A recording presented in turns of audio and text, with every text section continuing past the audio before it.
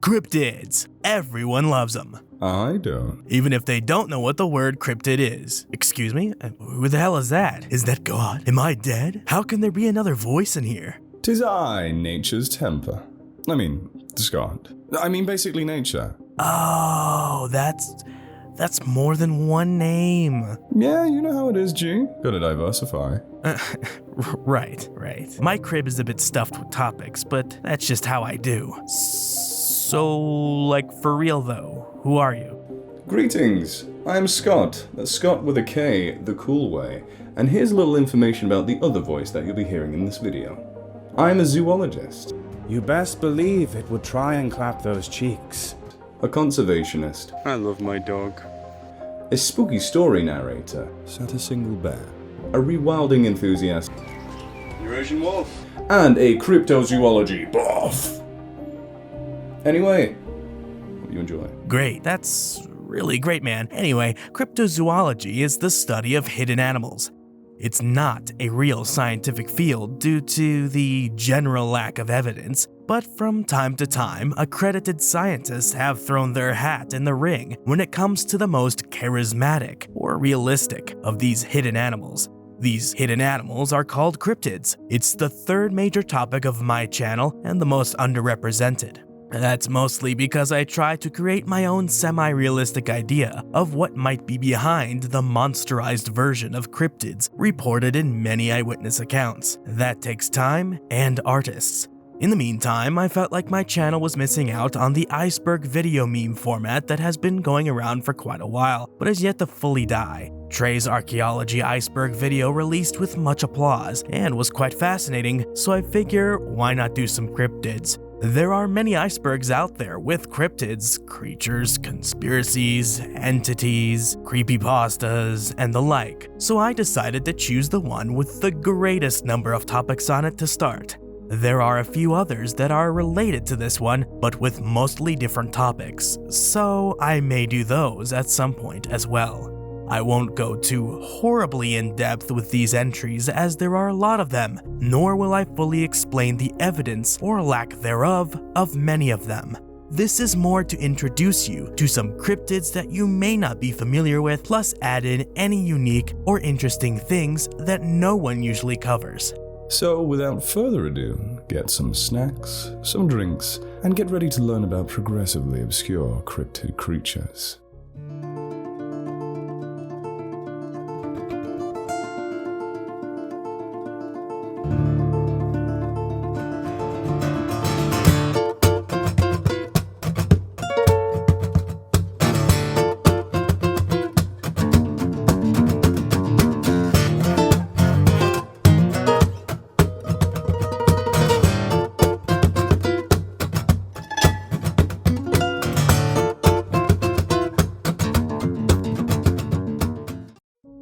Tier 1. Cryptid Beginner. Bigfoot, like King Kong.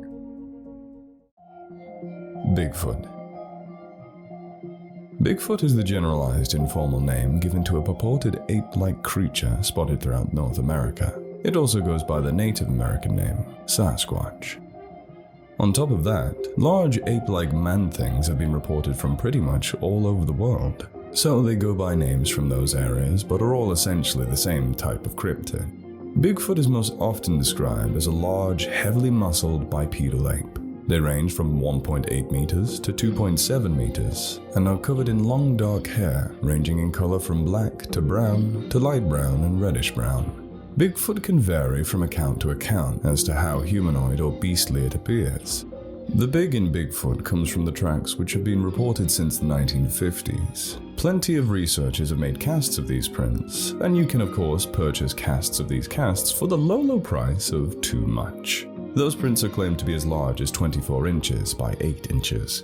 Some historians, anthropologists, and the like have suggested the idea of Bigfoot dates back thousands of years ago to many indigenous North American cultures. For instance, at the Painted Rock archaeological site on the Toole River Indian Reservation in California, there's a huge petroglyph depicting what local tribespeople have called hairy men, and what some outsiders have interpreted as early Sasquatch depictions. The petroglyphs are between 500 and 1,000 years old. Besides this, there are plenty of orally passed down stories of Bigfoot-like beings from many Native American cultures I won't be able to get into for time. Look for a more in-depth video on Bigfoot in the near future. The name Bigfoot originates from the beginning of the Bigfoot craze in the late 1950s. The story involves Jerry Crew, a bulldozer operator working for a logging company in California. He came to work one day and found a large set of ape-like footprints. Eventually more showed up, and Crew and company eventually came to refer to them and their makers as Bigfoot. Plaster casts were made of them, and it sparked a rash of sightings for the creature and catapulted the Bigfoot name into pop culture. Gigantic octopus. Gigantic octopuses are really big octopuses. In fact, larger than the known species of the known genus Enteroctopus, which have been called the giant octopus because, well, they're the largest known of the octopuses. Oh, sorry, that wasn't helpful. Across the world, like with Bigfoot, come the tales and sightings of massive octopuses. The most aberrant, record-breaking individual of the largest known species of octopus, the giant octopus, was measured at 300 pounds, 136 kilograms, with an arm span of 9.8 meters, 32 feet. Average giant octopuses usually reach about a third the weight and 10 feet less. The reports of truly gigantic octopuses probably overlap with misidentification of the giant and colossal squids, as they often include anatomical details that can be found in octopuses or squids, or both at the same time. I don't even think I need to bring up the Kraken, another beast that shapeshifts depending on your source. Since reports of gigantic octopuses come from all over the world, they go by names given to them by the people of any given area. For instance, the Lusca is a gigantic octopus reported from the Bahamas that is reported to reach anywhere from 75 feet 22 meters to 200 feet 60 meters. This particular cryptid is also said to be rather aggressive and resides in blue holes that are characteristically devoid of oxygen needed for something that extracts it from the water to survive. Various sea serpents. I wish this one was more specific. It gave me a couple second thoughts on even doing this cryptid iceberg. How can I summarize various sea serpents without covering other sea monsters? I suppose various sea serpents refer specifically to cryptids spotted at sea that are only snake or eel-like in shape, thus the serpent. So plesiosaur, mosasaur, crocodile, turtle, cephalopod, and whale-shaped monsters would be counted out of this category. These creatures have the longest and most storied history of just about any cryptid. We've been seeing sea serpents for pretty much our entire existence. Ever since people decided to take a chunk of wood into the water, serpents have been there to welcome us. They have been seen in every sea and throughout known human history, varying in their characteristics from fishy to reptilian to mammalian, but are all generally snake-shaped. Some may have a mane of hair or hair-like fins running a crest down their back, whilst others have a series of humps. Most undulate up and down like a mammal, some breach the water as they do so, resulting in hoops at the water's surface. They differ in colors across the known spectrum: black, gray, brown, green, yellow. Chupacabra. The Chupacabra is the name given to a bunch of reports of various blood-sucking or hematophagous mystery organisms from Puerto Rico to Mexico to Texas. The name literally translates to goat sucker, as some of the very first reports of the cryptid were of the scenes of its crimes, wherein it manages to completely drain the blood of various livestock, usually goats, before making off without leaving any understandable evidence. The first occurrence of the Chupacabra comes from the eyewitness account of Madeline Tolentino, who reportedly saw the creature in the town of Canovanas. She described it as bipedal, reptilian, with a series of sharp, thin spines running down its back with a greenish color. It was said to be about 2 to 4 feet tall and hopped like a kangaroo. Silverio Perez, a Puerto Rican comedian and entrepreneur, is credited with coining the word chupacabras shortly after the first events were reported in the news. Other nations, including Argentina, Bolivia, Brazil, Chile, Colombia, Dominican Republic, El Salvador, Honduras, Mexico, Nicaragua, Panama, Peru, and the United States, recorded animal fatalities shortly after the first reported instances in Puerto Rico. Benjamin Radford's 5-year study, recounted in his 2011 Tracking the Chupacabra, determined that the description provided by the initial eyewitness in Puerto Rico, Madeline Tolentino, was based on the monster Sill from the 1995 science fiction horror film Species. Sill, the extraterrestrial monster, is virtually identical to Tolentino's Chupacabra eyewitness testimony, and she had seen the film before reporting it. It was a creature that looked like the Chupacabra with spines on its back and all. The resemblance to the Chupacabra was really impressive, Tolentino reported. Radford revealed that Tolentino believed that the creatures and events she saw in Species were happening in reality in Puerto Rico at the time, and therefore concludes that the most important Chupacabra description cannot be trusted. This, according to Radford, substantially weakens the Chupacabra's credibility as a real animal.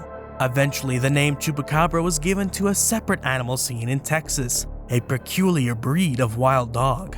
This form has a strong spinal ridge, abnormally pronounced eye sockets, fangs, and claws, and is largely hairless. Unlike other predators, the Chupacabra is supposed to drain all of the animal's blood and occasionally organs through 3 downward-pointing triangular-shaped holes, although sometimes only 1 or 2. These ones have always invariably turned out to be known mammals afflicted with mange and starvation, whether they be feral dogs, coyotes, or raccoons. Jersey Devil. There are a few cryptid categories that cryptids tend to fall into. Some are reasonably plausible. Large apes have existed in the past. Plesiosaurs were once living, breathing marine reptiles, and there are absolutely massive cephalopods in the world's oceans today. There are some cryptids that have been seen by people on multiple occasions and have left behind stuff that might indicate they were really there, though I'd be hard-pressed to call it hard evidence. Then there are some that have been branded as cryptids but are really just pieces of folklore that have taken on a life of their own. The Jersey Devil is just one of those creatures. The Jersey Devil is a creature of folklore spotted in southern New Jersey and Philadelphia and originates out of a 1735 story from the Pine Barrens of New Jersey.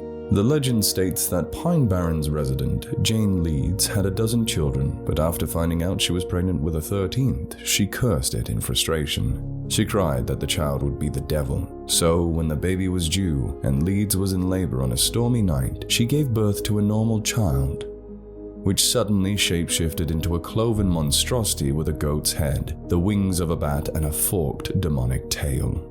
The child then proceeded to scream and make a mess of the house before heading out through the chimney. The creature became a local legend with many reported sightings up through the 1910s. Most of these were similar to those of the Chupacabra, with the devil said to have attempted to attack or successfully kill local livestock before being scared away by a farmer.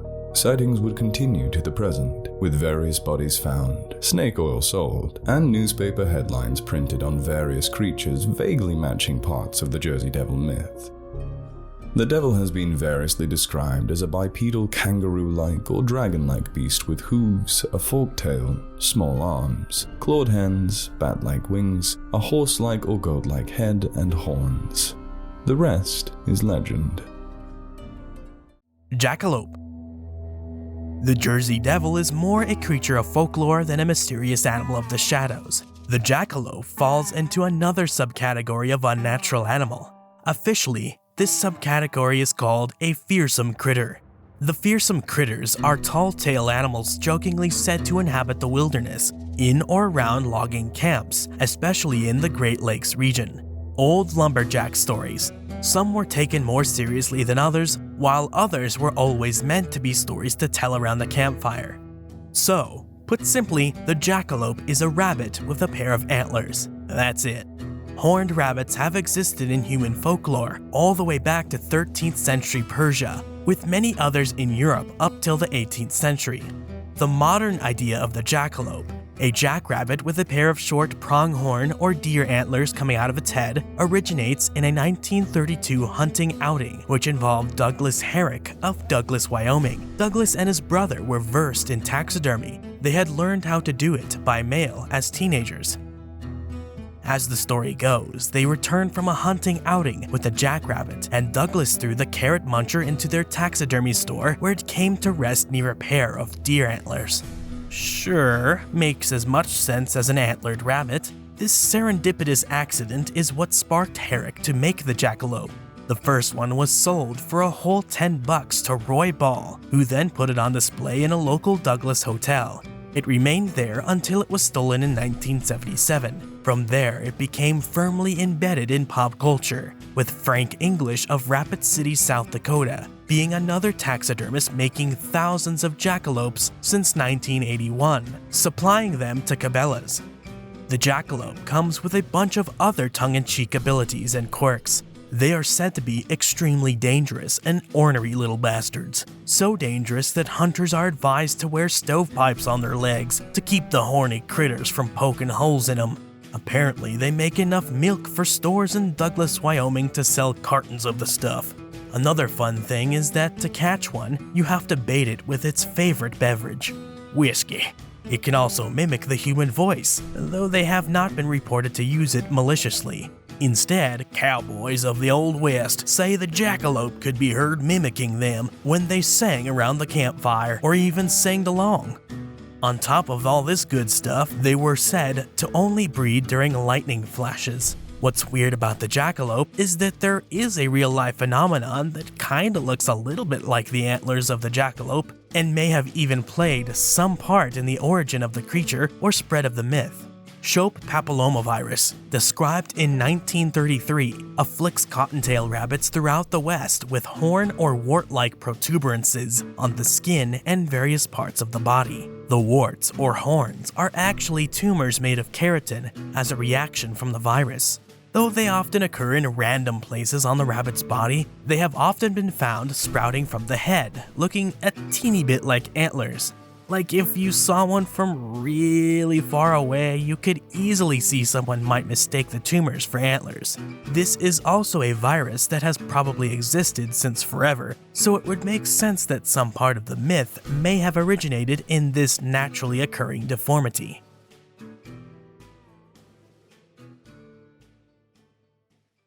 Thunderbird. Oh, great. We've come to another critter deemed a cryptid that actually falls under a completely different category. With all due respect to indigenous cultures, religions, and beliefs, the Thunderbird is simply a mythical creature from the folklore of many Native American cultures across North America. Thanks to being a sort of shared idea among different cultures, it is recontextualized by those different cultures. Oh, also, the Thunderbird is just a huge-ass bird with control of thunder and lightning. Lightning flashes from its eyes, and thunder is the sound of its wings as it flies. That would actually be a really cool characteristic for modern pop culture use, rather than just make up your own idea of what you think this Native American mythical beast is, like what we'll see done to the Wendigo. The Thunderbird was a symbol of power and strength that protected humans from evil spirits. As well as the thunder and lightning, the Thunderbird was said to bring rain and storms with it, making it a sort of double-edged sword or yin-yang sort of situation, as storms can be good and bad. As to its size, many legends depict it carrying a whale in its talons, similar to the Middle Eastern roc with elephants. These legendary birds were said to have had colorful feathers, sharp teeth and claws, and lived in the clouds high above the tallest mountains. In Algonquin myths, the Thunderbird was believed to control the upper world, whilst the underworld was controlled by the underwater panther or great horned serpent. The Thunderbird was there to protect humans from the underworld guardians. Turns out that, according to these beliefs, the Thunderbird was also an ancestor to the human race and helped create the universe. The Menominee of Wisconsin tell of a great mountain that floats in the western sky, upon which the Thunderbirds live. From there they control the rain, They are the enemies of the great horned snakes called the Misinubik, which they fight with to prevent them from overrunning the earth and devouring mankind. They are said to be the messengers of the great sun himself and delight in deeds of greatness. The Ojibwe version is similar, in that Thunderbirds fight underwater spirits. Their traditions also say that the Thunderbird is responsible for punishing humans who break moral rules. They say that the bird was created by Nanaboso, a high spirit, a cultural hero, and that the birds lived in the four directions and migrated to Ojibwe lands during the springs with other birds. They stayed until the fall, when the most dangerous season for the underwater spirits had passed, at which they migrated south with the other birds. Now, the Thunderbird legend entered the lexicon, or Rolodex of cryptozoology, due to presumptuous paleontologists and well-meaning historians as well as eyewitness reports of big birds. Eyewitness reports of large flying animals are common throughout the world, ranging from big-ass birds to big-ass bats to big-ass reptiles, but none have ever produced anything physical to be tested, and flying things seen from far away are the easiest to misidentify and over-exaggerate. American science historian and folklorist Adrian Mayer, as well as British historian Tom Holland, and yes, that is his name, have written extensively on and researched the hypothesis that ancient peoples found fossils and assimilated those fossils into their religious beliefs. In the case of the Thunderbird, Mayer and Holland have suggested that perhaps some part of the Thunderbird myth originates in the ancient American discovery of pterosaur and dinosaur fossils. Though a more contemporary term, thunder eggs are supposedly believed to be the eggs of thunderbirds by Native Americans, they are actually geodes or agates. Not to completely discount Mayer and Holland on their general hypothesis, almost every single interpretation or story of the Thunderbird depict it exclusively as a big bird, without any pterosaur characteristics. That doesn't mean that some dinosaur bones, or more realistically, dinosaur footprints, became part of the legends. Loch Ness Monster. This one needs neither an introduction nor much of a description, as it is one of the three main mascots of cryptozoology. The Loch Ness Monster is some sort of marine or aquatic animal spotted on and off in Loch Ness since 565 to present day. Owing to the ephemeral nature of the cryptid, it has been reported with various characteristics each time it is seen. Most do feature some sort of long neck, big body, short legs, and a short tail, but there are enough descriptions that lie well outside of these that trying to narrow it down is kind of silly. The earliest 6th century stories only barely overlap in details to the modern ideas of Nessie, being stories of the triumph of godly good over satanic evil, with a water beast being the main conduit of that evil. Since water beast stories are so common throughout the world, and especially Europe, and since the story was clearly used as a religious analogy, it hardly connects to the much later Nessie encounters. By much later, I mean the late 1800s. There's the Spicer sighting of a Tully monster, or otherwise amorphous blobby thing moving across the road. There's the O'Connor photo of another blobby-looking thing. There's the Hugh Gray photo from 1933 that looks like a blurry diving goose at warp speed. The infamous Surgeon's photo of a toy plesiosaur, otter-like beasts, sturgeon-like beasts. There's the plesiosaur-esque one with the giraffe ossicones, a sea serpent with multiple humps, and this bizarre elephant trunk-like Loch Ness Muppet form. The often agreed upon interpretation of the creature is that of a large plesiosaur-like animal with a large body, long skinny neck, and small head, short tail, and 4 flippers. People have been seeing the beast for centuries, but no one has ever gotten a clear photo or video of the animal that could not be faked, nor has any DNA evidence or physical evidence of any kind been recovered.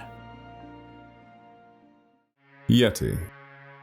We first entered the world of the cryptid Iceberg with a mystery ape, and now we come to another, the other most well-known mystery ape, the Yeti.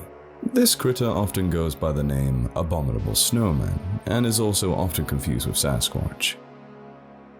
The Yeti is an ape-like critter purported from the Himalayan mountain range in Asia. The history of the Yeti, like most cryptids, often invariably goes back to the 1800s, with many local myths, legends, and histories hinting at much older records. These much older records more often show that the modern sightings took a lot of inspiration from those old records, with which those old records most often being supernatural boogeymen or other religious or supernatural beings not meant to be taken literally or whom cannot be proven through the scientific method. That is unfortunately also the case here with the Yeti.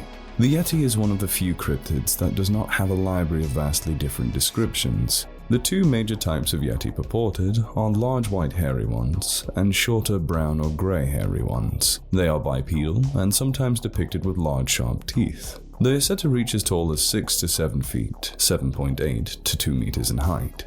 As with Bigfoot, the only evidence the Yeti usually leaves behind is its footprints in the snow. Also similar to most other well-known cryptids, the Yeti has had sightings every few decades, up to as recently as 2019, when an Indian Army mountaineering expedition team claimed to have spotted snowprints of the beast, which measured 81 and 38 centimeters, or 32 by 15 inches. Unlike something like Bigfoot, people have reported to have found bits of the Yeti's body. Yeah, there's that hair and scat from Bigfoot, but folks have found hair, scat, bones, and a frickin' skull cap of the critter. This was back in the mid-50s, so they didn't have quite the type of genetic testing capabilities as we do now. They worked with what they had. So a few researchers who were part of expeditions to the Himalayas and who had found hairs, bleached them, cut them into sections, and threw them under a scope. The team took microphotographs of the hairs and then compared them to known hairs from a bunch of other animals, like bears and apes, to anticlimactic ends. They found that the hairs were most similar to those of coarse-haired hoofed animals, rather than a completely unknown animal or something more human, something the Yeti is often reported as. On top of that, the arrangement of hair attached to the scalp is an arrangement unknown from any animal. This research team said that there aren't any animals that naturally have a ridge of hair from the base of the forehead back across the skull to the nape of the neck. Studies and expeditions regarding the Yeti reached their zenith in the late 1950s, slowing down after that and never really getting back up to the interest it had. Of course, cryptozoological, zoological, and paleontological researchers would continue to be fascinated by the idea till today. But only a few would take more expeditions to the Himalayas to collect more data, and of course, nothing has come up of the reported animal. Dover Demon. Most of the creatures we have looked at so far have reoccurred. There are many people who have had encounters with them. Sometimes that is not the case, and the creature was only ever seen once, a complete anomaly. Whether or not the report is credible and whether we can believe the person who reported it depends on the case. The details surrounding the Dover Demon make it one of these anomalies whose details strain credulity. The Dover Demon was a spindly, humanoid creature with a bean-shaped head, missing any discernible features besides a pair of huge, red, glowing eyes.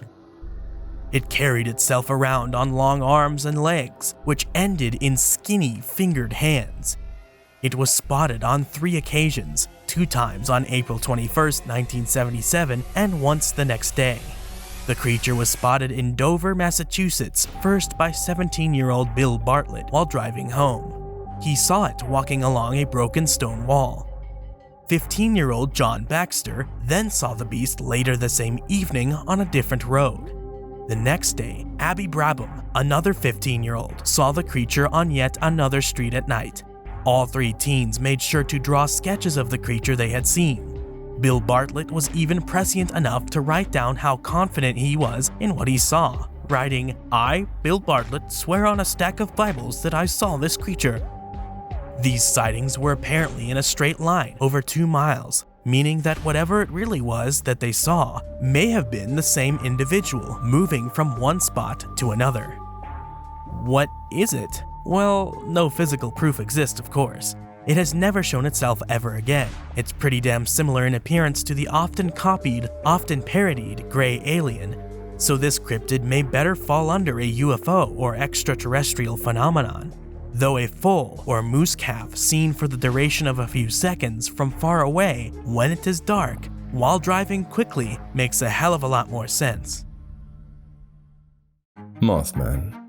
The Mothman is yet another mascot for cryptozoology, but unlike the others, it was never really described or thought of as a purely natural organism. The beast was first sighted on November 15, 1966, by two young couples in Point Pleasant, West Virginia.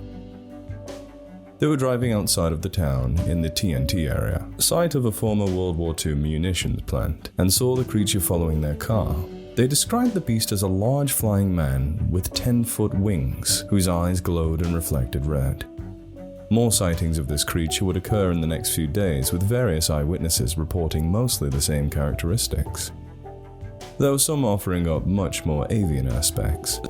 Sightings would die down until about a year later when a nearby Silver Bridge collapsed on December 15th, killing 46. That catapulted the creature into popular culture and cemented it as a local legend with purported supernatural precognition of future events. It became an omen of bad things to come. Obviously, there are eyewitness reports of a Mothman-like creature since these first events, but never anything like the fever the first one caused. A more recent report comes from 2016, even with some photos, but they more obviously show an owl carrying a funny-shaped thing in its talons. Even if what is pictured is something new, you wouldn't be able to prove it from a photo alone. Mothman has become more of an amalgam of boogeyman tropes and all manner of supernatural and paranormal happenings. Ufologists connected to aliens, cryptozoologists connected to an unknown animal species, and paranormal investigators connected with ghosts, apparitions, and the like. Other aspects of the character that may seem to point towards its fabricated nature is that its appearance may change depending on who you're talking to, what source you consult, or what show you watch. It is always darkly colored, has glowing red eyes and wings, but outside of that, the characteristics shift around. Sometimes Mothman has humanoid arms as well as wings. Other times, its arms are wings. Sometimes it has no head, and its eyes are where a human's shoulders are. Sometimes it's more avian, others more humanoid, and even sometimes much more insectoid. As you can see, Edge made sure that theirs has aspects of all three. Greys.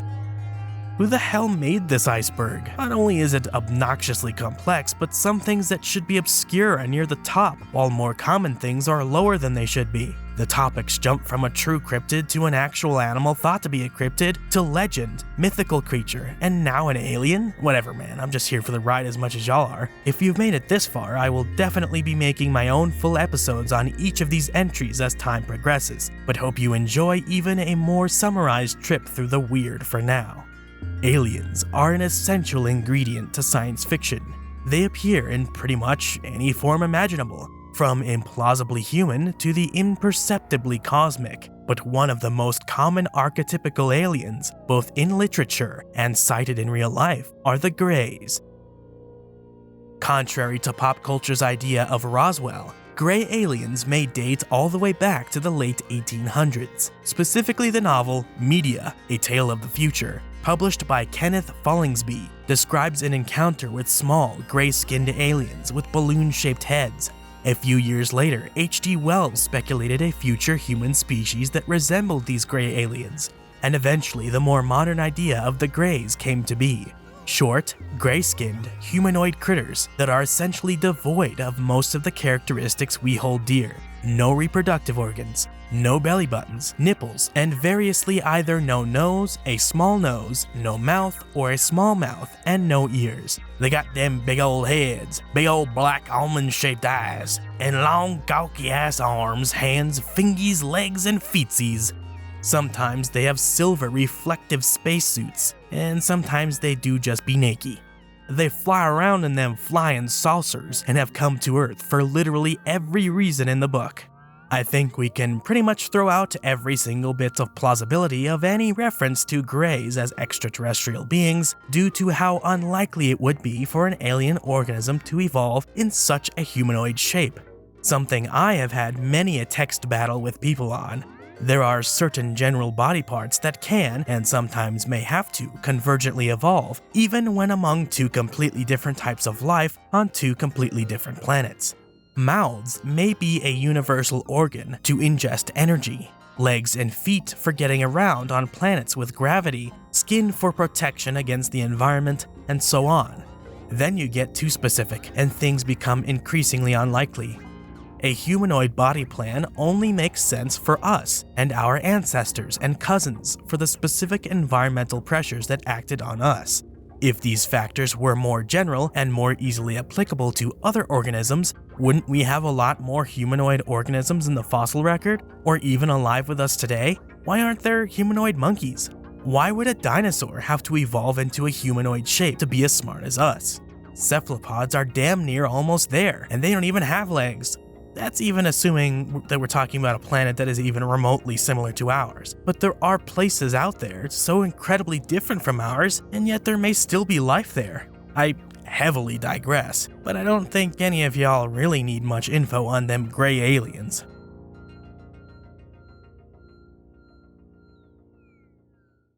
Batsquatch. This one sounds weird right off the bat, pun absolutely intended. Not that any of the others we've covered so far haven't been any less weird, but this one sounds like some weird hybrid monstrosity cooked up by the likes of Cronenberg or Carpenter. If we were to take the reports of eyewitnesses literally, then the creature that would become known as Batsquatch would probably fit right into a horror film from those directors. In 1994, Washingtonian teenager Brian Canfield was traveling along a poorly lit road in Pierce County one April night when his pickup failed unexpectedly. According to Canfield, a big thing suddenly landed in front of him. He described it as human-like, about 9 feet tall with nasty yellow eyes, bat-like wings, and a covering of blue fur. The beast stared at Canfield, and after an undetermined length of time, the creature unfolded its wings, ascended, and disappeared with such force that Canfield's truck shook with the disturbance of air. The truck started again, as abruptly as it had stopped, and Brian Canfield drove home. Canfield later returned to the site of the encounter with his mother and neighbor, in hopes to find some sort of physical evidence of the encounter. Nothing was found. A Tacoma Tribune writer met Canfield in the 1990s and reported on the young man's alleged encounter with the Batsquatch. According to the reporter, Canfield appeared to believe what he saw was true. This isn't Batsquatch's first or last appearance, depending how many details you need to qualify as an appearance. Details of Batsquatch are often tied to the May 18, 1980 Mount St. Helens eruptions, but no information exists about any sightings, except reference for references. In 2009, a probable second sighting was reported near Mount Shasta in California. Several hikers saw a huge monster with leathery wings reaching 50 feet across, sprang out of a rocky cleft. An eyewitness first characterized the creature as having a pterodactyl-like head, but after contemplation, the witness believed it was more similar to a flying fox. Phoenix Tierras was walking his dog in his yard in June 2011. He was on his way to get the dog when he noticed something in the sky. He stated as follows: "I saw something flying in the sky. It had bat wings, blue fur, and had a face similar to eyes glowing red. It was about 9 feet tall at least. After I watched it, it just flew away." On April 14, 2014, at Archbishop Hoban High School in Akron, Ohio, a second-period Spanish class spotted a giant black mass zip by the window. It passed by the classroom at incredible speed. The class claims it was about 9 feet tall, with about a 20 to 30-foot wingspan. Considering that some bats exist with simian or primate-like faces and large wingspans, sometimes reaching 5 or so feet across, I don't think you can reasonably assume that Batsquatch, if it were real, would literally be a Sasquatch with stitched-on bat wings. If only we lived in a preternatural reality as that. Instead, a much more realistic interpretation is just a really weird bat. If you really wanted to stretch it, you could connect this with all the other unusual bats of unusual sizes spotted worldwide, with some even being seen in the Americas. The Jersey Devil, if it ever really was spotted by people, could fit into this fantastical narrative, if you really cram that sucker in there. I don't recommend doing that as it's wholly unscientific, and there's no evidence here to work with. Mongolian Deathworm. As I go through these, I'm using multiple sources like any good researcher. However, it becomes more and more difficult for the more obscure or fanciful creatures. I may take information from one source that seems untrustworthy and then contrast it with info from another source to double check its authenticity, whatever that means with a field like this. That being said, the Cryptid wiki seems like it needs an overhaul by someone who understands even more basic fundamentals of biology. Because the poison is so venomous that the prey dies instantly. Seems like a mess of words to me. The poison is so venomous? Pfft. In the early 1920s, the American Museum of Natural History sent a bunch of underpaid museum workers led by esteemed adventurer, explorer, and badass Roy Chapman Andrews out to the Gobi Desert of Mongolia to search primarily for the remains of ancient humans and human relatives. Some biologists and paleontologists corrupted by the anti-intellectual, unscientific ideology of race science and eugenics, like Henry Fairfield Osborn of the American Museum of Natural History, believed the human race began in Asia. Therefore, they wanted people to prospect around the area to find proof of their hypotheses, and to disprove the out-of-Africa idea. I guess it was somehow easier for racists to believe they, white folks, came from other white-ish Asian folks rather than black folks. Prejudice gonna prejudice, I guess. And they were eventually proven wrong, like any bad scientists, as no human remains were found during the Gobi expeditions. Instead, just an absolute ton, like a total smorgasbord of dinosaur and mammal remains were uncovered. Honestly, probably way cooler than if they had found human remains. Aside from the real fossils of the actual animals that once thrived throughout the Asian continent, the expedition team members also heard tales of unusual, intestine-like monsters that the locals called Ogopogo, and which the foreigners had to butcher into Mongolian deathworm. Roy Chapman Andrews even wrote about the stories of the worm in his 1926 book On the Trail of Ancient Man. In the book, Andrews cited Mongolian Prime Minister Dundimbazar, who said, "It is shaped like a sausage, about 2 feet long, has no head nor leg, and it is so poisonous that merely to touch it means instant death. It lives in the most desolate parts of the Gobi Desert." Andrews republished this information in his book, The New Conquest of Central Asia, in 1932, adding, "It is supposed to reside in the most dry, sandy parts of the western Gobi." Andrews, being a better scientist than the people who sent him, was skeptical of the creature's existence. The worm is thought to live in either the western or southern Gobi. Ivan Makaril mentions Mongolian mythology in his 1987 book Altajin Sadak Govd, in which the monster travels below the sand, causing waves on the surface, allowing it to be spotted. Considering many Dune books were published decades before this, and the lack of sand waves in the initial description makes me think there was some Shai Hulud influence here. The Mongolian deathworm is reported to be capable of killing at a distance, either by spraying an acidic venom at its target, or via electric discharge. In 1983, a specimen of the Tartar sand boa, or Eryx tartaricus, was exhibited to locals who claimed to have seen Ogopogo, and they verified that it was the same species. My initial connecting of dots between Dune and the sand vibrations of the deathworm described by Makaril were not at all far off, and in fact prescient, as Ivan Makaril, a Czech cryptozoologist, author, design engineer, and explorer, led small groups of colleagues into the Gobi Desert to look for the worm in 1990 and 1992. Makaril built a motor-driven thumper and even utilized minor explosions in an attempt to discover it, inspired by Frank Herbert's novel Dune, in which the huge sandworms might be summoned to the surface by rhythmic thumping. Check out my video exploring the fictional biology and use of real-life biology for the sandworms of Dune to learn more. Link in the description. Many more expeditions were launched since the 1990s to find the worm. This isn't like Bigfoot. There aren't any photos, videos, casts of tracks, or samples of skin, which isn't to say that would be good enough evidence anyway, but you still see a bunch of people, scientists, and cryptozoologists out there looking for it. This is likely due to its first reports coming from a place of rather high authenticity. Plus, big worms do exist. In fact, worms larger than 2 feet already exist, like the sand striker worm of the Indo-Pacific, which can get up to 10 feet 3 meters. or the giant Gippsland earthworm of Australia, which can get up to 10 feet 2 meters as well.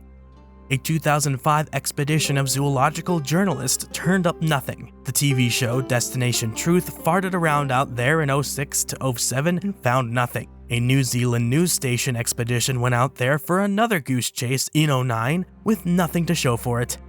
With interest in this cryptid at an all-time low and no sightings reported since their peak in the 1950s, the death worm has finally become obscure again. The Enfield Monster. Henry McDaniel noticed a scratching sound at his front door at 10 p.m. on April 25, 1973. He peeked out of the window and saw what he assumed was a bear. He took a rifle and a flashlight and went outside into the severe wind, where he observed a monster between two rose bushes. Later, he stated it had 3 legs, a small torso, 2 short arms, and 2 pink eyes the size of spotlights. It was 4.5 feet tall and grey in hue. Later, he said it was nearly like a human body.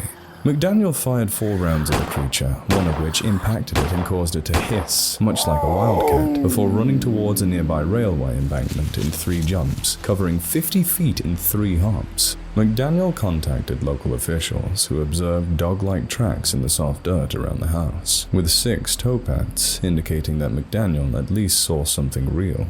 McDaniel's report of the event was deemed logical and sober by the police. McDaniel subsequently told the reporters, if they do locate it, they will discover more than one, and they will not be from this planet, I can assure you. Oops. Credibility thrown out the window.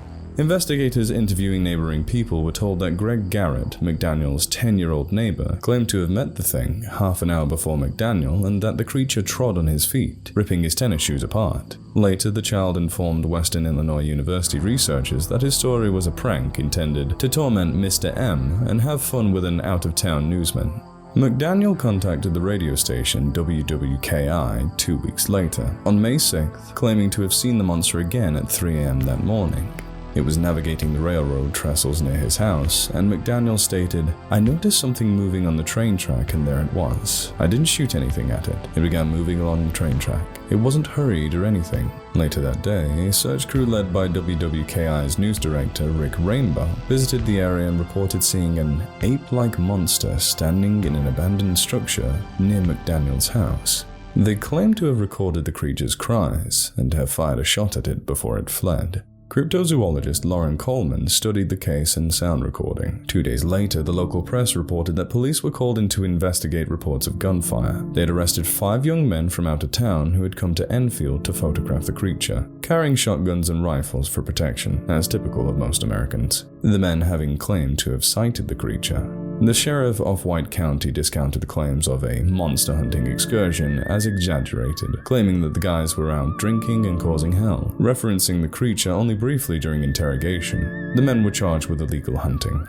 It was speculated that the creature was a kangaroo that had escaped from a neighboring zoo, which would escape the 3 legs description because kangaroo tails resemble a 3rd leg. McDaniel was convinced that the creature wasn't no kangaroo, having owned one as a pet while serving in the military in Australia, and observing that kangaroos have narrow faces and footprints that leave claw marks. Despite that level of critical thinking, remember that he did state, if they do locate it, they will discover more than one, and they will not come from this planet, I can assure you. Which sounds rather conspiratorial and/or outlandish. Following media coverage of the creature, an Ohio man contacted the local newspaper, claiming that the creature was his pet kangaroo, Macy, who had gone missing or been stolen a year before. Why was everyone in the middle of nowhere keeping kangaroos in the 70s? At least it's not chimps, I guess. Anyway, nothing else has been reported since these incidents. The creature doesn't match any known animal on Earth besides what people may have misidentified the creature as, and psychologists studied the case in the late 70s, finding it a perfect example of social contagion. So, you know, whatever, I guess. Flatwoods Monster.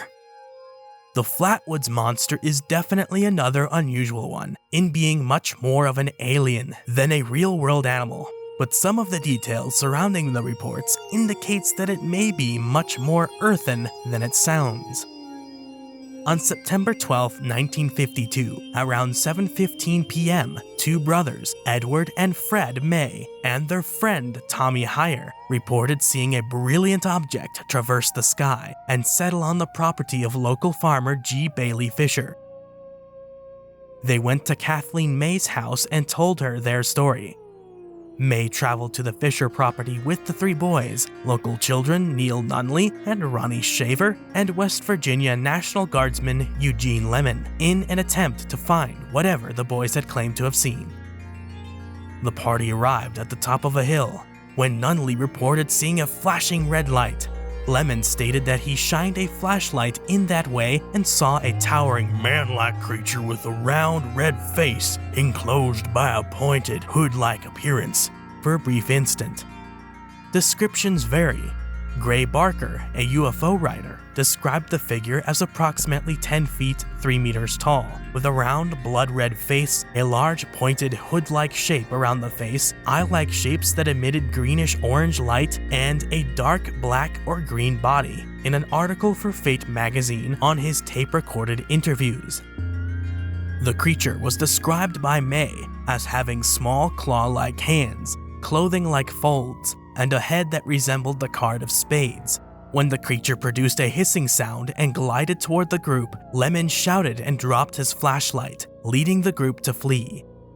The group claimed to have smelled a pungent mist, and several hours afterwards reported feeling queasy. A deputy and the local sheriff were examining claims of a wrecked plane in the region. They searched the purported monster's location, but saw, heard, and smelled nothing. According to Barker's report, the next day, A. Lee Stewart Jr. of the Braxton Democrat claimed to have observed skid tracks in the field and an odd gummy deposit, which were later linked to a saucer landing by UFO enthusiast organizations.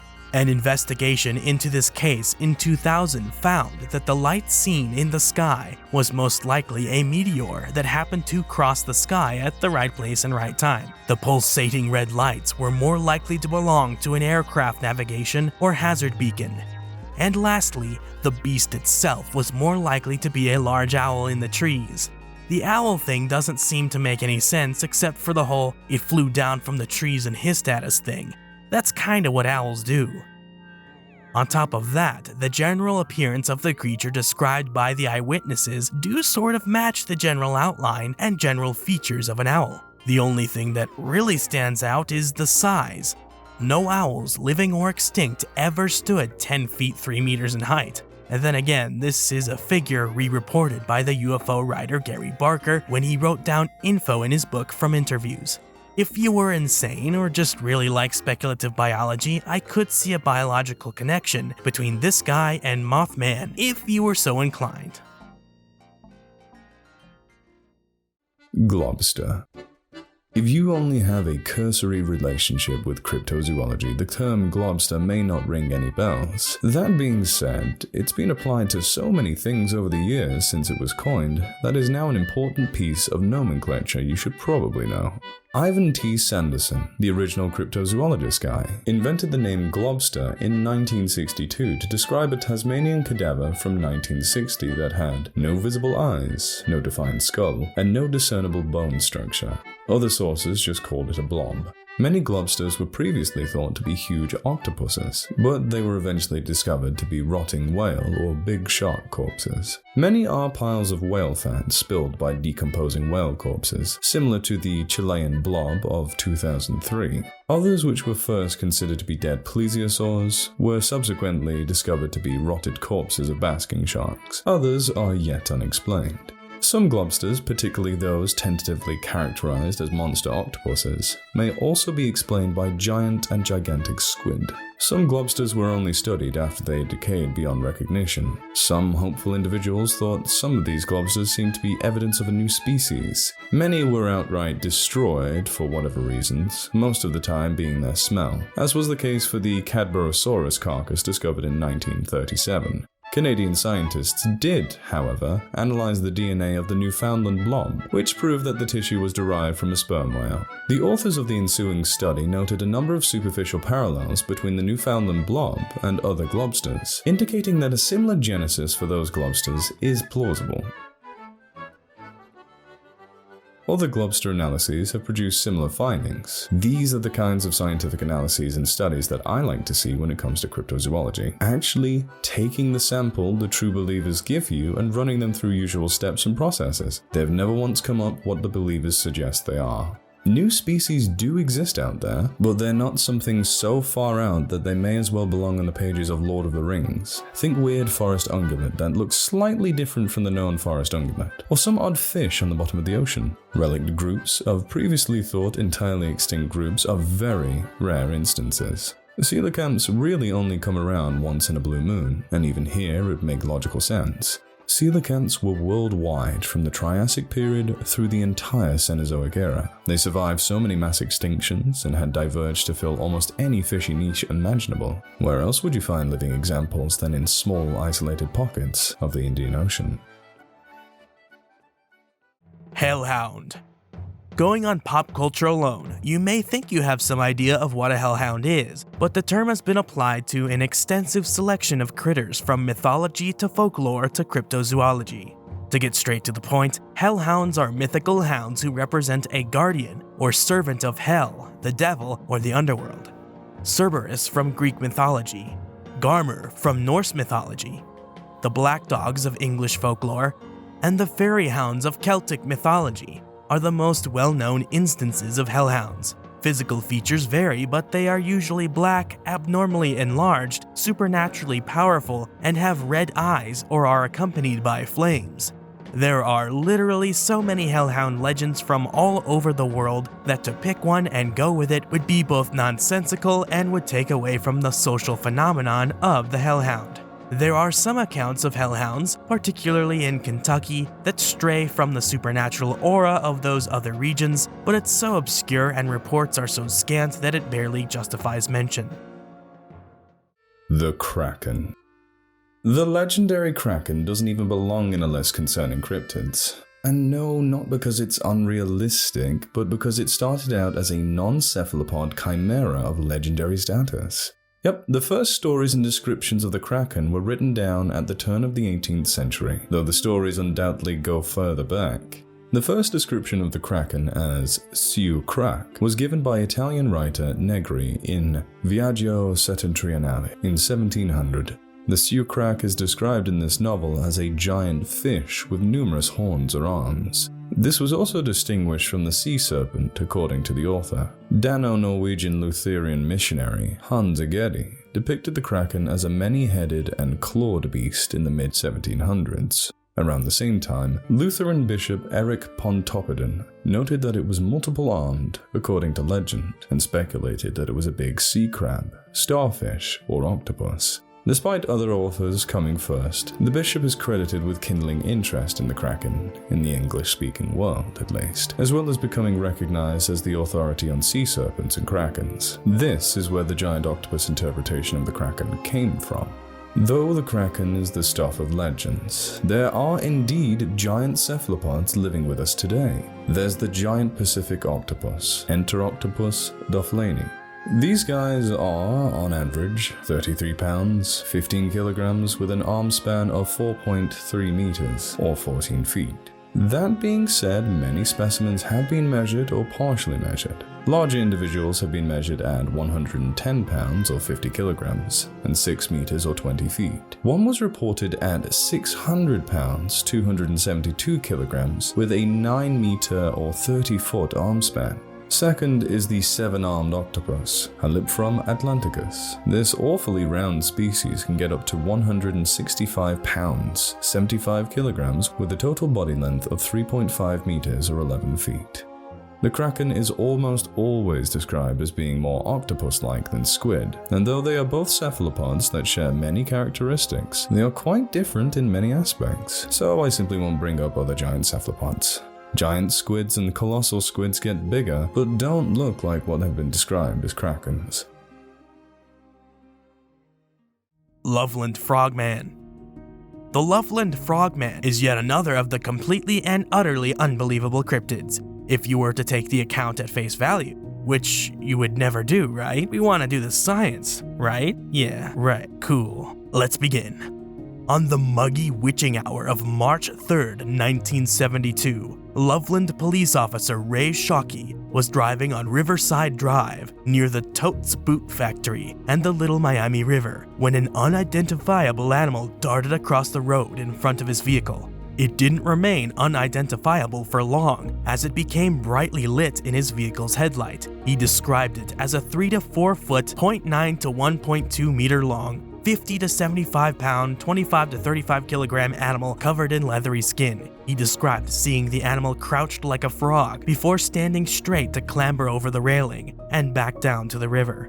A second Loveland police officer, Mark Matthews, reported seeing an unidentifiable animal hunkered beside the road in the same area as Shockey's encounter 2 weeks later. Matthews shot the animal, collected its carcass, and placed it in his trunk for Officer Shockey to see. It was a giant iguana, approximately 3 or 3.5 feet, 0.9 or 1.1 meters long, according to Matthews, and he didn't recognize it right away since it was missing its tail.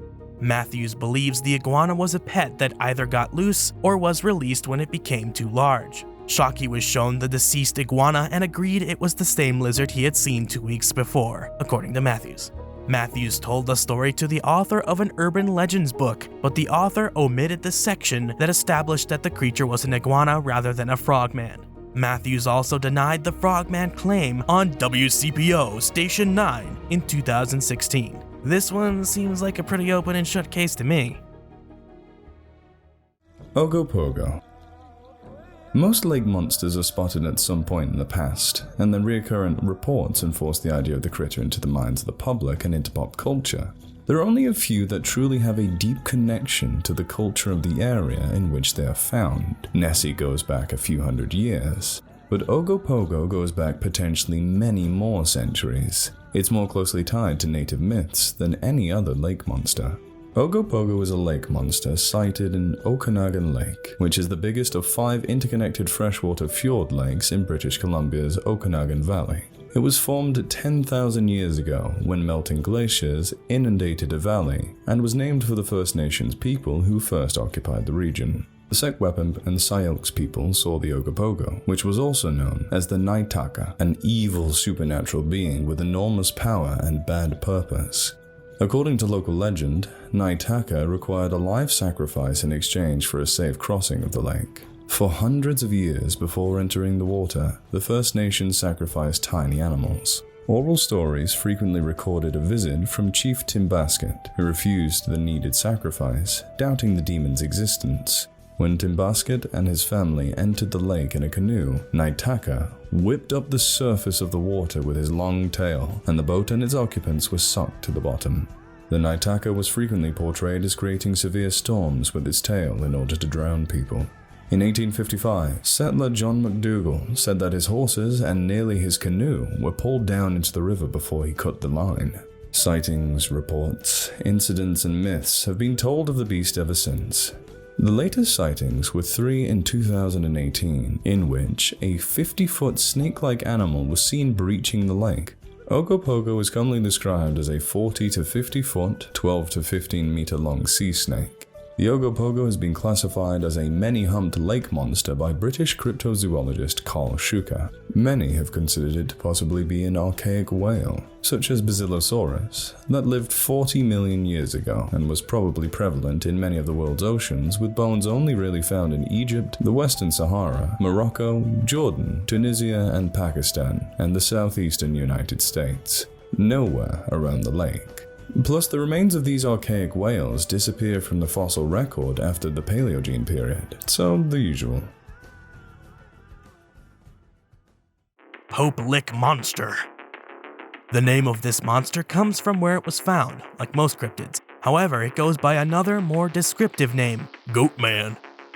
From the name alone, you can probably guess something along the line of a fawn, and you'd be correct. The Pope Lick Monster is a legendary part man, part goat, part sheep creature said to live beneath a railroad trestle bridge over Pope Lick Creek in Louisville's Fisherville neighborhood. There are numerous urban legends about the creature's origins and the methods it uses to claim its victims. According to some accounts, the creature uses hypnosis, or voice mimicry, to entice trespassers onto the trestle where they will perish in front of an oncoming train. According to other stories, the monster leaps from the trestle onto the roofs of cars passing beneath it. Other legends claim that it assaults its victims with a blood-stained axe, and that the mere sight of the beast causes those who go across the high trestle to jump off. Other traditions claim that the creature is a human-goat hybrid, and that it was a circus freak who vowed vengeance after being mistreated. According to one story, the monster escaped after a train wrecked on the trestle. Another story, claimed by locals, says that the creature is the distorted reincarnation of a farmer who sacrificed goats in exchange for satanic abilities. The legends have transformed the region into a popular destination for legend tripping. Despite the installation of an 8-foot 2.4-meter barrier to keep thrill seekers out, there have been a number of deaths and accidents at the trestle since its construction, which I'm sure only fuels the myth. The trestle is sometimes misunderstood as being abandoned and no longer in operation, yet the bridge carries an important train line into Louisville. Heavy freight trains traverse the bridge numerous times every day, making it possible for someone to become entangled on it and as an incoming train approaches. Norfolk Southern Railway warned individuals not to climb the trestle, threatening them with arrest if they did. I mean, fawns are mythical beings and it's impossible to get a human-goat hybrid, plus this is a local folkloric myth not entirely made to be taken seriously. The guys who made the Cryptozoologicon speculated a bizarre North American primate with horns and digitigrade hind limbs as a possible real-world explanation for people mistaking an animal for a goat man. But even here they weren't really taking it seriously as a speculative endeavor. How could you? Reptilians. They go by many names: reptoids, archons, reptiloids, saurians, or draconians, but are most often referred to as simply reptilians. A species or group of species of extraterrestrial or supernatural beings of vaguely reptilian appearance. Ever since their invention, they've played prominent roles in fantasy, science fiction, ufology, and conspiracy theories. David Icke, a conspiracy theorist who thinks shape-shifting reptilian aliens dominate Earth by taking on human form and obtaining political power to influence human cultures, popularized the concept of reptilians. Icke has asserted on several occasions that many global leaders are reptilians or are possessed by them.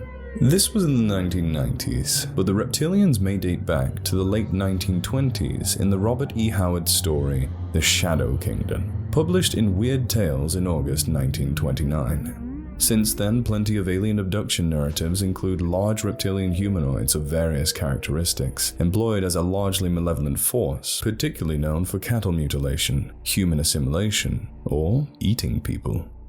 There's probably some argument to be made that the hypothetical dinosauroid cooked up by paleontologist David Russell in the early 1980s had some pop culture influence on the portrayal of reptilians. The dinosauroid was a speculative future being that evolved from super smart dromaeosaur or troodontid theropod dinosaurs had the KPG mass extinction failed to occur. This was because troodontids like Stenonychosaurus were considered the smartest of dinosaurs known to science, and they largely still are. This is the statue created from the grossly anthropocentric view of a dinosauroid, which pretty much aligns with every single popular idea of what a reptilian looks like. Suffice to say that reptilians plainly fall outside the realm of cryptozoology. Same goes for all reported extraterrestrials and alien encounters. I'm personally not so sure they fall into the realm of the supernatural or paranormal, but some cases certainly do. I think it's more of a separate field, like ufology. Obviously irrelevant here, as there are plenty of cryptids that are outlandish as aliens. Whatever. We still cannot fully explain the videos and images of some reported UFOs, so you can speculate away. Though I still remain skeptical, and just because something cannot be explained does not mean you can fill in the gaps in knowledge with something you cannot prove. Yowie. Sharing an unfortunately similar sounding name to homoerotic Japanese media, the Australian Yowie is far outside the range of body types typically favored by most Japanese manga and anime. Instead of a teeny twink with Tumblr sexy man energy, the Yowie is a large, ape-like animal described as hairy and measuring between 2.1 meters 6'11" and 3.6 meters or 12 feet in height. The Yowie's feet are reported as considerably bigger than a human's, although purported Yowie tracks vary in form and toe number, and witness claims of Yowie feet and footprints are even more variable than those of Bigfoot. The snout of a Yowie is characterized as large and flat. Some people describe the Yowie as timid or bashful, others describe the Yowie as forceful or hostile at times. The origin of the term Yowie remains unclear, as it seems to have a rather old history and was applied to many different kinds of mysterious Australian hominids. The name was in use among the Kamilaroi people in 1875, according to Reverend William Ridley's book Kamilaroi and Other Australian Languages. Unlike the Sasquatch of Native American folklore, it seems that the Yowie is truly part of many Aboriginal stories and beliefs, with the Yowie considered to be part of the dream time. More similar to the Sasquatch of Native American lore, the Yowie seems to be more of the hairy wildman archetype and not considered to be a real-world species that people interact with. Not like the Megalania, large flightless birds, or diprotodons of ancient history and modern folklore. In other words, the large mystery ape called the Yowie now is not the same thing as the mythical boogeyman-like figure of the much older cultural references. That being said, plenty of encounters with an ape that has been referred to as the Yowie have been recorded since the 1850s, with notable encounters in 1912, 77, 94, 96, 2000, 2009, 2010, 2011, 2012, 2013, and 2014. Yup, plenty of them. Seems like a majority of cryptid encounters are those of ape-like cryptids. I'm not a psychologist, but considering the prevalence of the hairy wildman trope and boogeyman archetype in human cultures around the world, these cryptids may very well just be a modern evolution of a deep-seated fear of the unknown, combined with a fear of malevolent humans. Not that we have an instinct to fear things that look like us but not exactly like us, like the uncanny valley effect meme that goes around every so often, though I could see us having an instinct to fear other hominids that our ancestors did live with, but more like a fear of strangers. Seeing something that looks vaguely like a strange person but is more likely a deadly predator out in the wilderness is more parsimonious than an entire clade of worldwide hominids which continues to evade 4K phone cameras, drones, and more. The Dragon. I don't think I need to describe what a dragon is. Everyone knows these large reptilian beasts of myth from even a cursorial glance. The term dragon has been applied to just about any large mythical reptile at one point or another, so those that complain about people calling wyverns dragons need to realize that Chinese dragons, worms, and large lizards have all been called dragons, so who cares? As such, the idea that the culturally widespread concept of dragons means there are mysterious reptilian animals out there we have carved into our myths is plainly nonsense. If this were true, more of these mythical dragons would resemble one another far more. Instead, each dragon from each culture differs drastically. The Chinese dragons are long, sinuous serpent-like animals with 4 limbs and a slew of mammalian features. European dragons are either impossibly hexapodal tetrapods with deer, bat, snake, and crocodilian characteristics, or giant serpents with or without limbs. The Mesopotamians have a dragon that is literally just a chimera made of a lion, bird, and snake. Even this list does not express the true breadth of things called dragons worldwide. Suffice to say, a dragon is simply a combination of all the real-world animals we fear or respect. Though some may have been partially inspired or reinforced by the fossilized remains of dinosaurs during the time of ignorance of science, they do not represent real-world animals. Some real-world animals have been given common names that include the word dragon as a way to pay homage to the beasts of folklore of which they barely resemble. One of my personal favorite animals, the Komodo dragon, is considered by some to be an example of a cryptid that was found out to be real, though this is highly reductive.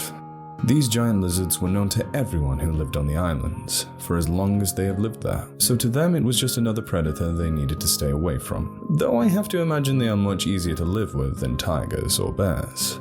The only folks to scoff at the existence of such a large lizard were typically white foreign scientists. Better scientists at the time knew what was up, and Dutch zoologist Peter Owens of Java got the specimens he needed to describe the animal as a real thing and published his work in 1912. I really don't think it fits in the narrative of, we don't know everything about the world enough to fit cryptids into the gaps in knowledge that a lot of earnest but misled folks seem to be parroting. All of the famed real cryptids, coelacanths, okapis, Komodo dragons, and giant squids are all animals who have known relatives and don't really place outside of what is or was known of biology and paleontology. Like, giraffes exist, so an okapi makes sense. Plenty of other rather large monitor lizards exist, and a giant one used to exist relatively recently, so a giant one makes sense. Large octopus have been known throughout all of human history, and pieces of globsters have washed ashore since forever. So of course a giant squid makes sense. You see what I mean? A large primate that somehow exists outside of what we know of modern and extinct primate biology is of course possible, but heavily implausible and doesn't fit any evidence we have. Dragons place even farther outside of any of these discussions and are pure fantasy. Hydra. In Greek and Roman mythology, the Hydra is a serpentine aquatic monster. Why would a Greek mythological feature factor into an iceberg about cryptids? I don't know, but let's roll with it. I've been rolling with all the other out of left field choices this list had made, so no reason to stop now. Its lair was the Lake of Lerna in the Argolid, which was also the setting for the Danaides story. Lerna was said to be a gateway to the underworld, and archaeology has proven it to be a holy location, older than Mycenaean Argos. In the classic Hydra myth, Heracles kills the monster as the second of his 12 labors. The Hydra, according to Hesiod, was the offspring of the monsters Typhon and Echidna. It possessed toxic breath and blood so virulent that even the smell was lethal. The Hydra has several heads, the precise number of which varies according to the source. Later versions of the Hydra narrative add a regeneration aspect to the monster, with the Hydra regrowing 2 heads for every head sliced off. Heracles needed his nephew's Lolaus' help to cut off all of the monster's head with a sword and burn the neck with a torch. The Hydra, or the idea of a multi-headed serpent dragon, has appeared in other literary sources beyond Heracles. The oldest known Hydra story comes from the Hesiod's Theogony. The oldest images that depict the beast were found on fibulae from 700 BC, with 6 heads. It seems the beast was popular as it appears with 9 heads in writings by Alcaeus of Mytilene, with 50 heads in writings by Simonides of Chios, and by many other authors in the centuries following these fellas. It appears on pottery, in mosaics, in sculptures, engravings, and paintings. A constellation was named after it. It wouldn't even take until today for someone to try and rationalize the myth, as Heraclitus the paradoxographer suggested the Hydra was really just a big snake, accompanied by offspring who were mistaken as the other heads, back in the 1st and 2nd century AD. There is a real-world animal that resembles the mythical beast, and it was gifted with a name that pays homage to the beast. This is Hydra, a genus of small freshwater organisms that are part of the Hydrazoa class. It is especially notable for its many arms, ability to regenerate, and inability to die of old age. Umibozu. Umibozu is a Japanese yokai. Little is known about the origins of Umibozu, other than it is a sea spirit with numerous sightings around Japan. Umibozu usually appears to sailors who are on calm waters that rapidly turn stormy. When it emerges, it either breaks the ship or demands a bucket or barrel from the crew before drowning them. Giving an Umibozu a bottomless barrel and sailing away whilst it is puzzled is the only safe method to escape it. They frequently appear at night and disappear before sunrise. It is said they appear as a giant black bozu head on a previously calm sea surface and smash ships. They are frequently a few meters to a few tens of meters in length, therefore they are considered rather enormous, although there are also stories concerning smaller ones. In the early Edo-era scroll Bakemono no E, Umibozu is shown as having a shaved, smooth head and appearing to be entirely black, but it also appears to be a cross between a dog, a sea serpent, and an octopus. Its arms end in what looks like hands composed of several tentacle-like extensions that form a hand. It also has a longer body with fins going down its spine, whilst its lower body dives underwater. Similar to many other Japanese yokai, the eyes are wide open and it is smiling. Two tentacle-like extensions protrude from its face, which might be some feelers of some kind. These feelers appear in only one account and are not mentioned in any other mythology or reports. All in all, a vague sea demon with multiple different looks, typical of most folklore monsters. A thing used in stories and to teach lessons, but not so much of a, I literally saw this thing and caught it and gutted it and now it's part of our ecosystem, sort of thing. Fresno Nightcrawler. The Fresno Nightcrawler is a unique cryptid caught on camera in a few areas of California and possibly some other spots in the US. Though it looks like a fusion of cryptozoology and the ghosts of the supernatural, it is said to be entirely natural by those who have caught footage of it. On December 12, 2014, the witness, a 60-year-old former Marine who has yet to be identified, and his wife were traveling near Carmel when they came up over a hill and spotted a 7-foot-tall, skinny gray creature known as the Carmel Area Creature. The unnamed witness said the following: "We recently bought a place in the Fort Hill area in southeast Highland County. We first noticed after about 30 days of living here that we suddenly have a perfect circle that stays fresh green, no matter what weather, in our front yard. On Friday night, the 12th, we were driving home. After turning on Carmel Road, which leads to our road, we went around the curve by the Carmel Church and then up a small incline, and approximately 10 feet over the incline and in front of our truck, the alien ran across the road and into the woods. The monster has also been sighted in Yosemite, where footage from what looks to be another security camera was captured. This time, there are two creatures, one of which is incredibly small, less than half a meter, and the creature's feet are plainly seen.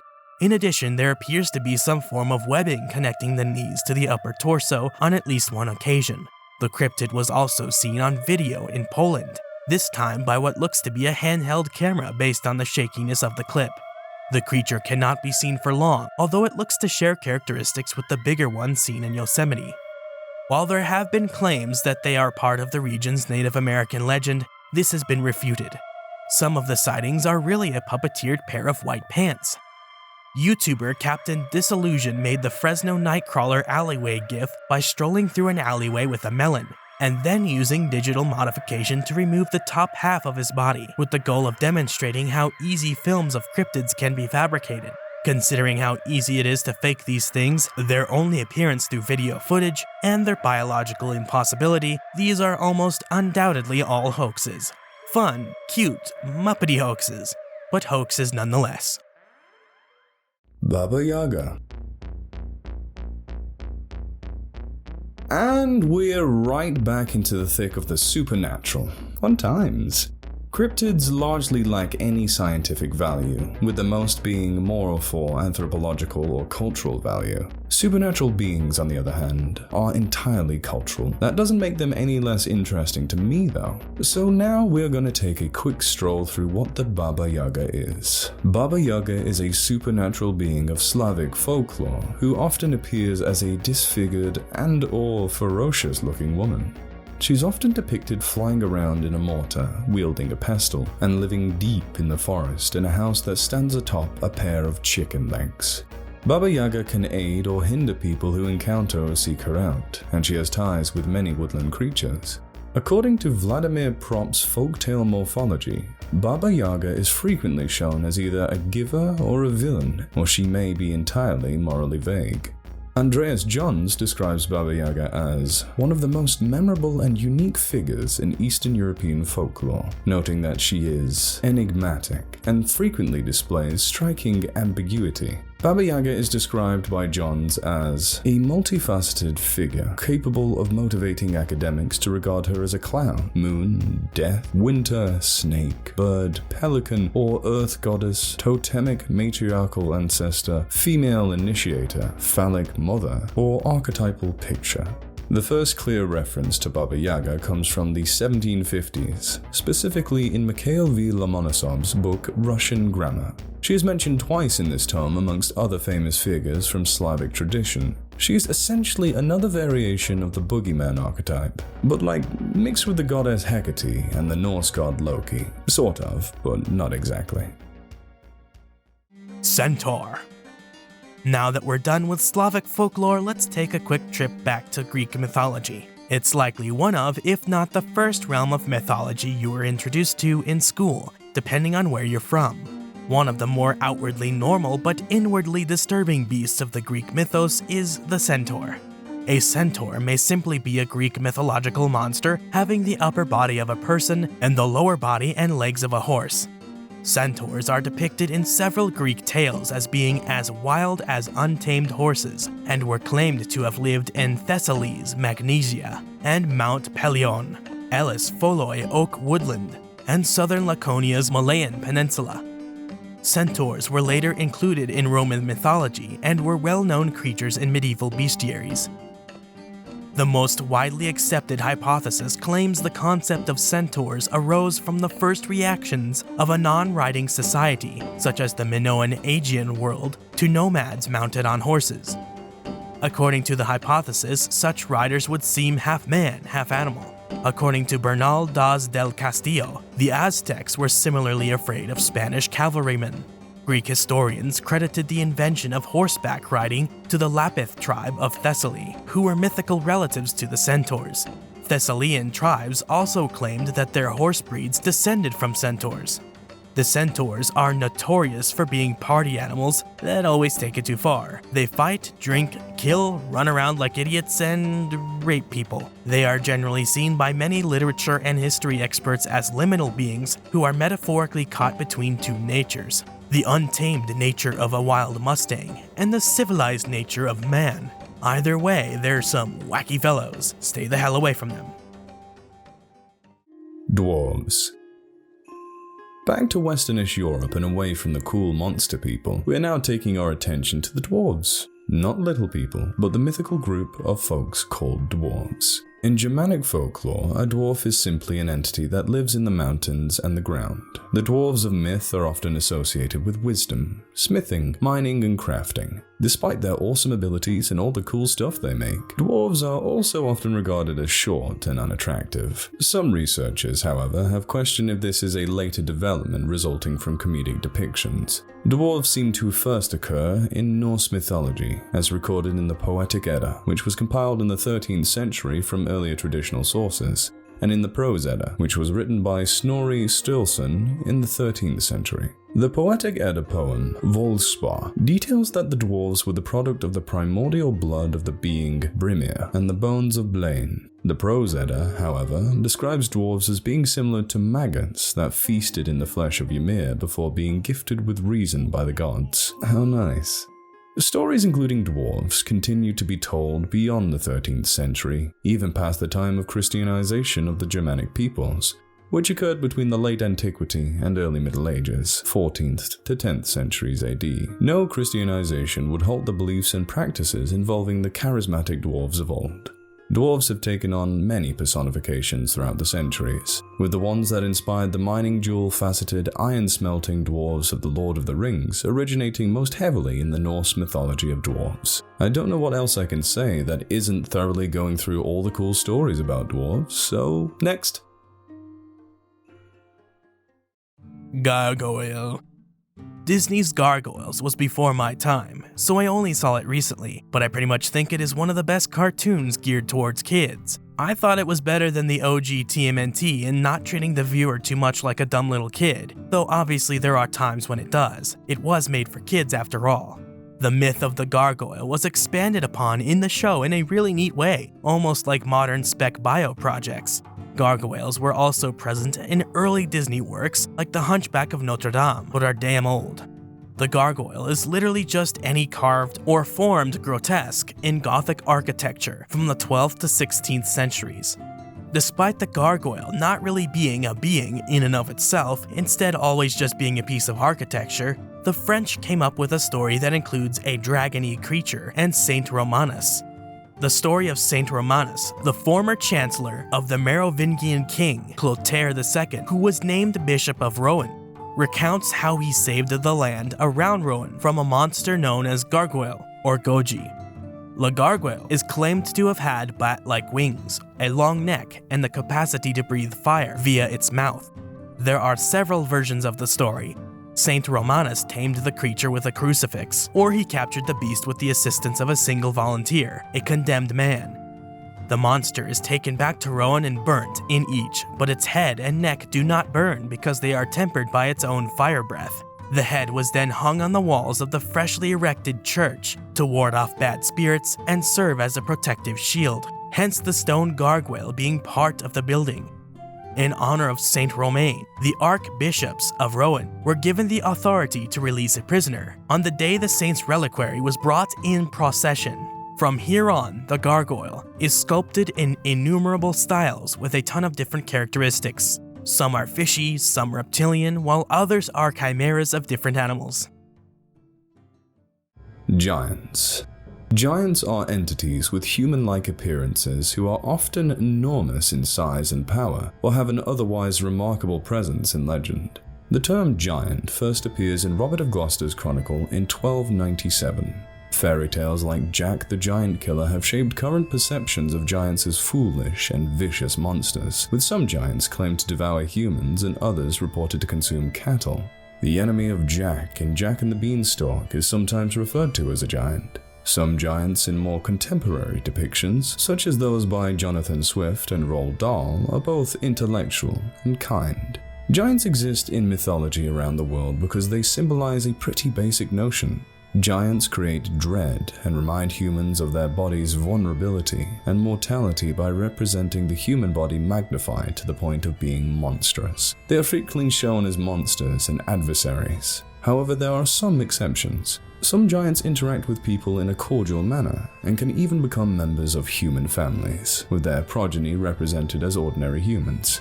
They appear in myths and legends worldwide. In the Abrahamic myths and legends in the Bible, in Armenian, Baltic, Basque, Bulgarian, in Chilean, Greek, Hindu, Jain and Native American, Roman, Norse, and plenty of different European myths. Sometimes they have more monstrous characteristics, whilst many others are just big lads. Some are represented as male, whilst others are female, though these ones are rare. In the realm of cryptozoologists and paranormal investigators, plenty of large bones have been found and attributed to the mythical giants. Obviously, genetic gigantism can occur in our species, resulting in some absolutely enormous lads and lasses. Unfortunately, due to the rigors of being larger than the min and max of human size, these folks don't live as long as the rest of us. The term Giant of Castleknock alludes to 3 bone pieces discovered in George Pasha de la Pouche in 1890 in the mud used to bury a Bronze Age burial tumulus, and therefore perhaps dating back to the Neolithic. The fossil bones, according to de la Pouche, might belong to one of the biggest individuals ever known to exist.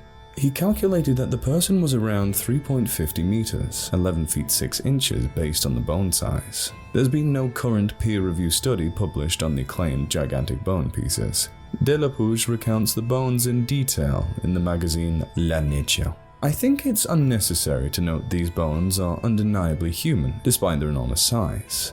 The first is the middle part of the shaft of a femur, 14 centimeters length, almost cylindrical in shape, and the circumference of the bone is 16 centimeters. The second piece is the middle and upper part of the shaft of the tibia. The circumference is 13 centimeters at the nutrient foramen. The length of fragment is 26 centimeters. The third, very singular, was regarded by a good anatomist as the lower part of a humerus. The volumes of the bones were more than double the normal pieces to which they correspond. Judging by the usual intervals of anatomical points, they also involve lengths almost double. The subject would have likely been the size of 3.5 meters. The bones of the giant were inspected by M. Sabatier, professor of zoology at the University of Montpellier, and M. Delage, professor of paleontology at the same university, as well as other anatomists. Dr. Paul Louis André Kiner, professor of pathological anatomy at Montpellier School of Medicine, examined the bones extensively in 1892, admitting that they indicated a very tall race, but finding them anomalous in size and obviously of morbid growth. Nothing much more has ever been confirmed nor denied about this particular case, as the bones have disappeared. This means any analyses cannot be replicated and they are dubious at best. These are unlikely to be real bones though, as humans of that size are physically impossible, unless heavily genetically altered like something out of C.M. Kozman's All Tomorrows.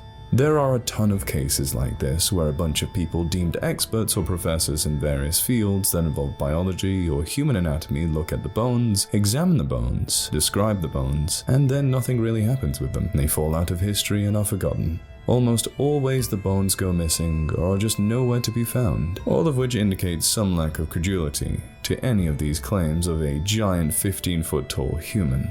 The fact of the matter really is that the human skeleton cannot exist at that size without modification. It breaks physics and biology. Gnomes.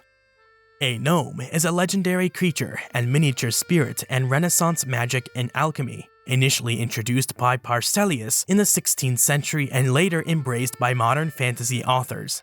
Its traits have been rewritten to suit the purposes of different storytellers, but it is usually described as a little humanoid that dwells underground. They vary in habit from jinxsters to helpful little guys to evil little bastards, depends on your culture. One of the evil varieties comes from Iberian, Ibero-American, and Filipino cultures, the duende. The duende is a sort of malevolent spirit frequently depicted as a gnome-like figure. They are believed to smell like grass and are modest in size, about the size of a flower, but can grow to be as huge as mortal people or taller. Something that sort of fits either the European gnome or the duende is the Argentina gnome. The Argentina gnome was a supposed phenomenon, later shown to be fake, seen on film in a tiny village in Argentina in 2008. This creature was described as terrorizing a small town, but it was eventually discovered to be a fake because no one else in the area had ever seen anything of such. This video of the critter surfaced online in 2008, but who knows if it was really taken in Argentina, and if the critter is just a guy being weird, or like a CG artifact. If I go any further, I will likely devolve into the top 15s guy, so I think we'll just end it there. So that's been Tier 1, the cryptid beginner of this cryptid iceberg. I cannot tell you how long it took me to write this or how hard it was to keep things as short as they are. I always want to provide you with as much information as possible because that's how I learn and how I find things interesting. I tend to hyperfixate and deep dive into most things I read or research, so it was hard for me to summarize in this video. Hope you enjoyed it. Tiers 2 through 8 will come out eventually, hopefully not as long as it took to get around to Tier 1. I will also be releasing each of the cryptids as separate segments for those without the time to sit through this absolute elephant of a video. For more interesting stories about nature, the history of life, or what goes bump in the night, subscribe, hit the bell icon for updates, like this video, and drop a comment in the comment section below. Thanks for watching. Special thanks to my elephant tier patrons: Arda Bayer, Biotiverse, Christoph Hubinger, Dinosaur, Isaiah Garza, P.A. Brew News, Ray, Rudy Redgrave, Smiling Walrus. And another thanks to my Tyrannosaurus tier patrons: Iberospinus, Iron Bladesman, Swaffles is Weird, Teeny Dragator, The Dogman,